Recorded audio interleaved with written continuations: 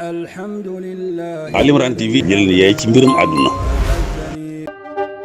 ci bu jën bi toggee gog sa soja resto rosi bi def si sos soja resto ñulu bi def si sos soja resto couleur bu rafet cafka bu saparal resto sosu achiki ak sos soja resto sosu ginaar ak sos soja resto méchoui bi ak sos soja resto sayoko yake suy si arôme épicé resto.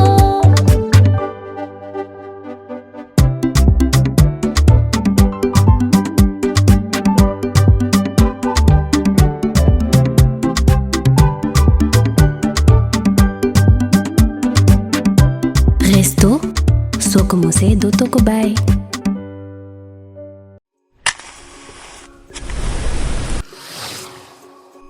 Pour que chaque repas soit un moment de plaisir, Lobou Mame Diarra Bousso est au cœur des foyers sénégalais depuis plus de 20 ans. Situé au kilomètre 18 route de Rufisque à Dakar, Lobou Mame Diarra Bousso est une société 100% sénégalaise spécialisée dans l'enfûtage et la distribution de gaz butane. C'est une équipe de plus de 200 collaborateurs guidés par une même volonté, participer activement au développement du Sénégal. Ces équipes s'appuient sur des valeurs familiales partagées et une expérience professionnelle forte, faisant de Lobogaz la marque préférée des Sénégalais. Le souci de chacun de nos collaborateurs est l'accessibilité de nos produits à tous et partout. Notre leadership sur le butane, nous le devons aux ménages sénégalais qui ne cessent de nous renouveler leur confiance, faisant de nous le leader incontesté du marché du gaz, notamment de la 9 kg. Nous avons conçu cette bouteille en respectant les normes de sécurité en la matière. Cette invention est déposée auprès de l'Organisation africaine de la propriété intellectuelle. Assurément tournés vers l'avenir, nous maîtrisons toute la chaîne d'approvisionnement du gaz, allant de l'importation à la distribution sur le marché national et à la réexportation. Notre fibre patriotique, notre recherche permanente d'innovation et notre souci de sécurisation de l'approvisionnement du pays en gaz butane ont motivé la construction de 4 sphères sous talus d'une capacité totale de 6200 tonnes. Lobou Mame Diarra Bousso est ainsi le numéro 1 au Sénégal et dans la sous-région en stockage conforme de gaz butane. Nos lignes de production comportent 7 carrousels, composés chacun de 12 bascules automatiques et de 5 autres bascules manuelles, soit une capacité de production de 9000 bouteilles par heure, ce qui nous permet d'approvisionner le marché sénégalais en toute fiabilité. Le gaz butane reste un produit inflammable et parce que la sécurité est primordiale pour nous, nous avons mis en place une équipe de sécurité formée et composée d'officiers de sapeurs-pompiers, de professionnels du butane et de collaborateurs. Des simulations sont régulièrement effectuées dans l'enceinte du centre afin d'assurer la sécurité de nos travailleurs, mais également des riverains. Mais nos ambitions ne s'arrêtent pas là. Nous diversifions aussi nos activités pour devenir un acteur majeur des produits pétroliers. Et avons lancé en 2016 notre première station-service sous la marque Lobou Oil, avec la volonté d'innover dans la distribution d'hydrocarbures à l'instar du butane. Modernité, expertise, innovation. Aujourd'hui, nous sommes engagés pour répondre aux besoins de toute la société sénégalaise. Notre professionnalisme nous a valu la confiance de nombreuses entreprises au-delà de nos frontières, faisant ainsi de Lobou Mame Diarra Bousso un acteur incontournable de la sous-région. Demain, notre ambition est de renforcer notre présence en Afrique de l'Ouest pour conquérir de nouveaux marchés. Pour continuer à vous accompagner partout, et parce que vous méritez toujours mieux, Lobou Mame Diarra Bousso ne cesse d'innover, de voir plus loin.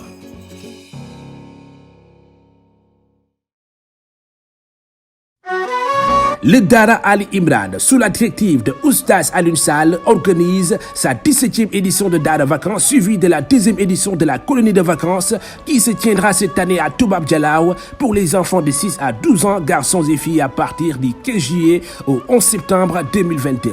Avec un encadrement de qualité composé de professionnels aguerris, la colonie se fixe comme objectif d'améliorer les compétences sociales, la confiance en soi, l'esprit communautaire, l'automotivation, la sensibilisation culturelle, mais aussi et surtout améliorer le niveau des enfants pour l'éducation islamique. Nous croyons que ces compétences sont essentielles pour nos enfants pour qu'ils deviennent des citoyens du monde impliqués, chacun équipé d'outils et de valeurs pour apporter une contribution profonde et durable à la société.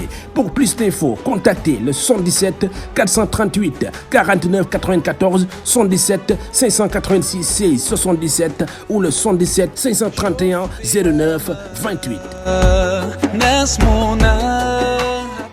الحمد لله الذي أغناني وأعزني بتلاوة. yéen ñi bëgg di jot waxtaan yi ak vidéo yi nga xam ne mooy am ci Ali Imran TV da ngeen di bës fii nga xam ne moom lañ bind s'abonné ba noppi bañ a fàtte laal kolos bi. Ali Imran TV mooy chaîne bi nga xam ne moo leen di jàngal seen diine jëleen yeey ci mbirum àdduna. bismillahi rahmaani rahim. rabbi israh li sadri wa yassir li amri wahlul uqdatan min lisaani yafqahu qawli. bokk ñu seetaan ci biir réew mi ak ci bitim réew, asalaamualeykum wa rahmatullahi wa barakaatu. Ali Imran TV seen jotaay mu tuddee alqalam ngeen koy am ay bés jot ci waxtu wi dellu si na di leen ko defal si.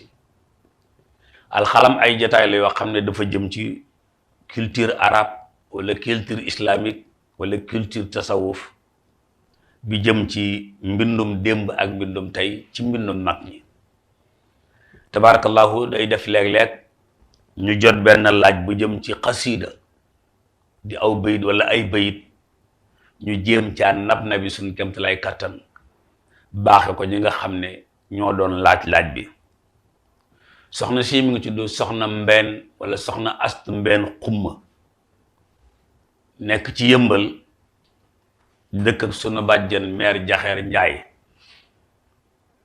soxna Astu Mbène Xumma nee na tàmbali woon nañ fi xasidatu sindiidi yallaahu bil mustafa sindiidi yallaahu wa bi xalilika ibrahima yallaahu. soxna Astu Mbène Xumma nee na xasida googu def cee gis ne sëriñ bi daf ci doon ñaanal ñaan gu am solo di ko ñaanal waajuram mu jigéen maam Jaaratulaay Buso ma tëdd ca Poroxaan. mu ne bayit yooyu daal ba sañoon ñu dikkal ko ci dolli ko ci lim jotoon na am ci xasida sindiidi. soxna Astu Mbène Xumma ku am solo la ci jataay beeg liggéey yi, xam naa am nañu ko ci xamul waaye mi ngi ci. daanañ ko fekk fële ca Pontedera ca ñoom Pap Ba wala Pap Dia ak soxna sa Njaay. xasida gi di sindiidi sëriñ bi da ciy ñaan di ñaanal waajuram mu jigéen, waaye waxoon naa ne nun tam ku jël xasida gi di wax di jàng boo ca accès yaa ngay ñaanal waajuram waawa waaye yaa ngi ñaanal sa waajur, ndax damir ji daf laa song. damir ji muy ñaane daf laa song. boo ca demee da ngay dégg mu naan wa najjini wa jamia al muslimina maan, daan ne wa najji walidati wa najjini wa jamia al muslimina maan wa najji walidati. ma yàlla maa ngi lay ñaan nga musal ma, waaye maa ngi lay ñaan nga musal julit yépp. wa najjini yàlla nag ma musal, wa jamia al muslimina maan, muslimuna yépp yàlla nag leen musal. ña ca penku, ña ca sow, ña bëj gànnaar ak bëj saalum, américain ak chinois ak japonais yi, képp ko wax ashhadu an laa ilaha illallah teg ci wa ashhadu anna muhammad rasulullah muslim nga, ñooñu ñëpp yàlla nañ mucc.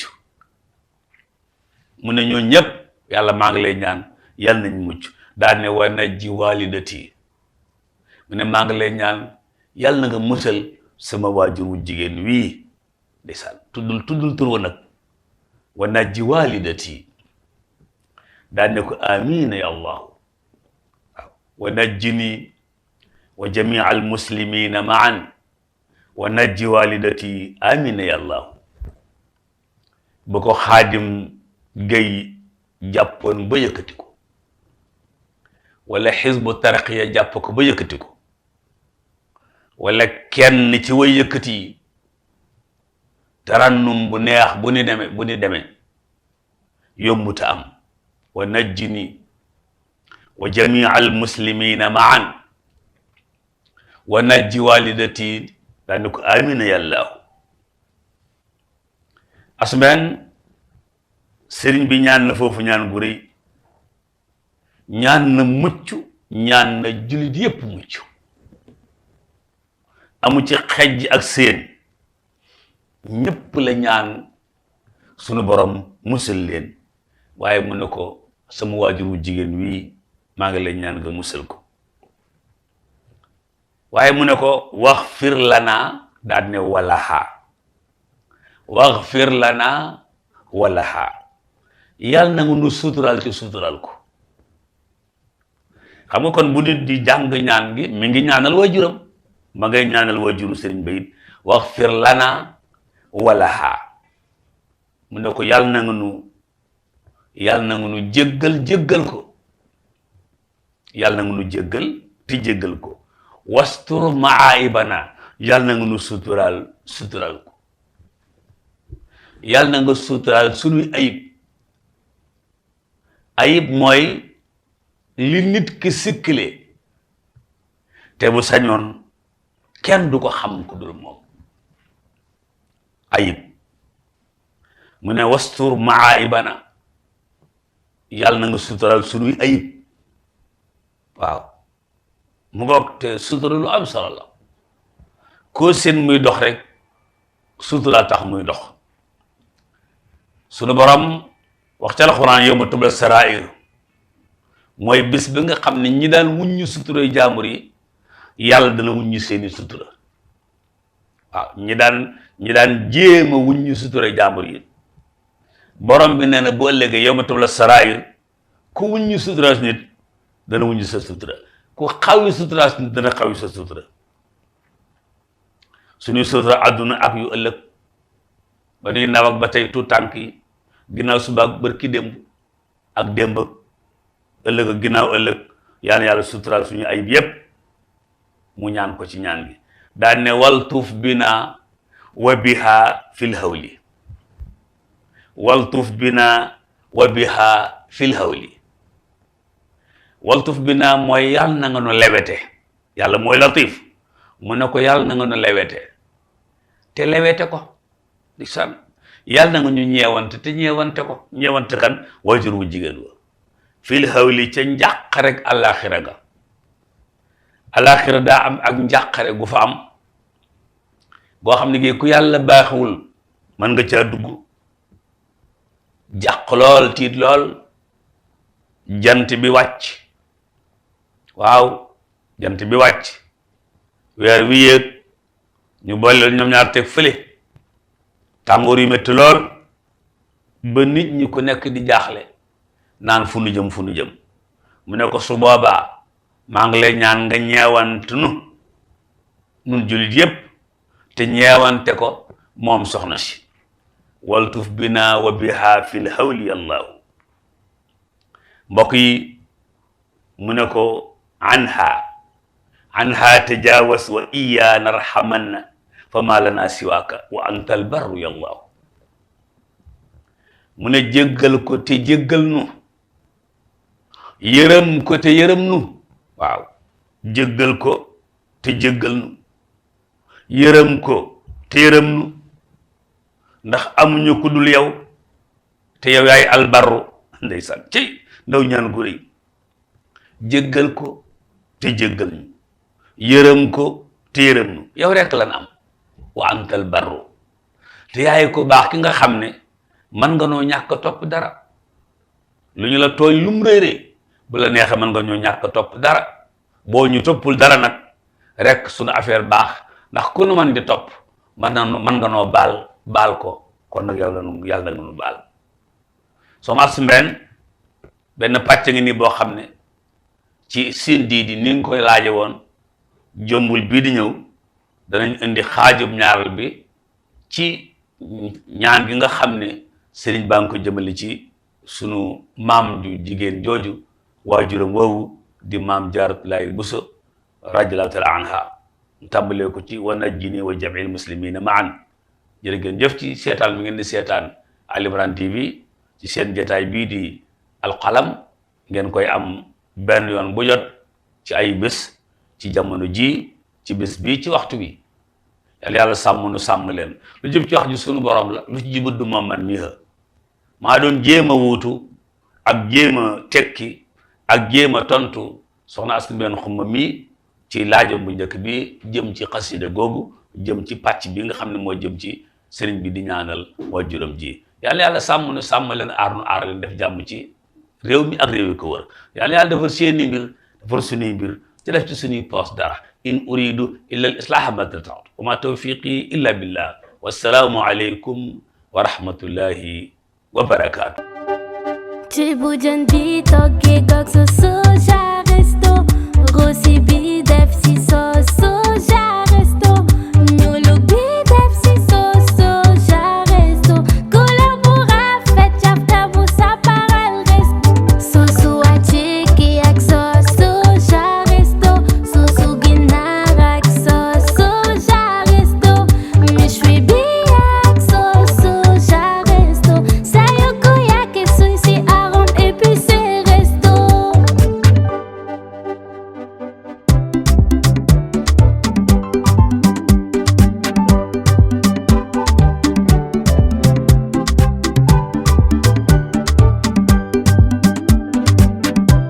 Resto soo ko mosee dootoo ko bàyyi.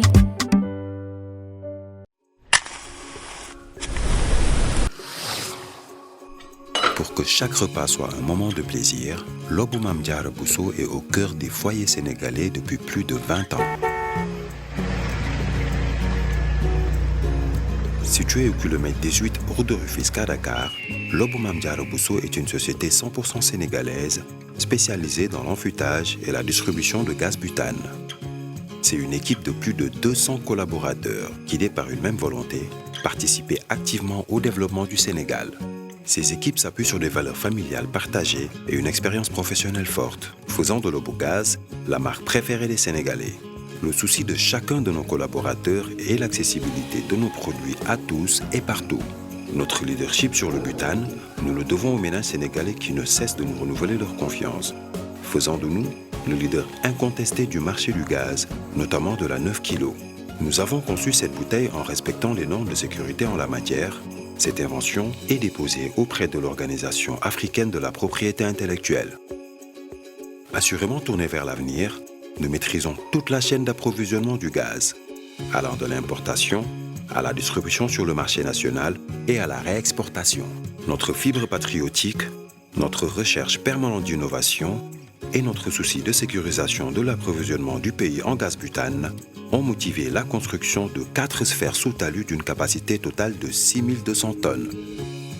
Lobou Mame Diarra Bousso est ainsi le numéro 1 au Sénégal et dans la sous-région en stockage conforme de gaz butane. Nos lignes de production comportent 7 carrousels, composés chacun de 12 bascules automatiques et de 5 autres bascules manuelles, soit une capacité de production de 9000 bouteilles par heure, ce qui nous permet d'approvisionner le marché sénégalais en toute fiabilité. Le gaz butane reste un produit inflammable et parce que la sécurité est primordiale pour nous avons mis en place une équipe de sécurité formée et composée d'officiers de sapeurs-pompiers, de professionnels du butane et de collaborateurs. Des simulations sont régulièrement effectuées dans l'enceinte du centre afin d'assurer la sécurité de nos travailleurs, mais également des riverains. Mais nos ambitions ne s'arrêtent pas là. Nous diversifions aussi nos activités pour devenir un acteur majeur des produits pétroliers et avons lancé en 2016 notre première station-service sous la marque Lobou Oil, avec la volonté d'innover dans la distribution d'hydrocarbures à l'instar du butane. Modernité, expertise, innovation. Aujourd'hui, nous sommes engagés pour répondre aux besoins de toute la société sénégalaise. Notre professionnalisme nous a valu la confiance de nombreuses entreprises au-delà de nos frontières, faisant ainsi de Lobou Mame Diarra Bousso un acteur incontournable de la sous-région. Demain, notre ambition est de renforcer notre présence en Afrique de l'Ouest pour conquérir de nouveaux marchés. Pour continuer à vous accompagner partout, et parce que vous méritez toujours mieux, Lobou Mame Diarra Bousso ne cesse d'innover, de voir plus loin.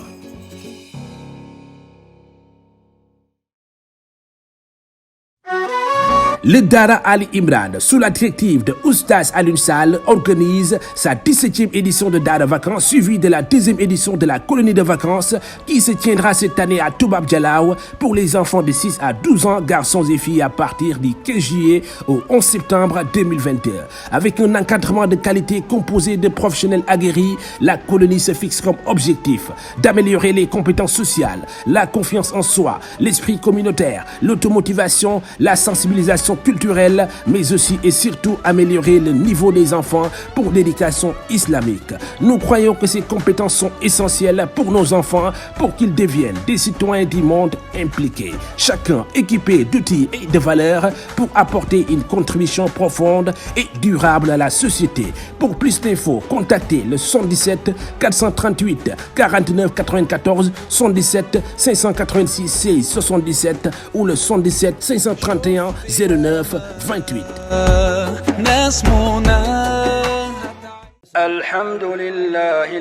الحمد لله الذي أغناني وأعزني بتلا. yéen ñi bëgg di jot waxtaan yi ak vidéo yi nga xam ne mooy am ci Ali Imran TV da ngeen di bës fii nga xam ne moom lañ bind s'abonné ba noppi bañ a fàtte laal kolos bi. Ali Imran TV mooy chaîne bi nga xam ne moo leen di jàngal seen diine jëleen yeey ci mbirum àdduna.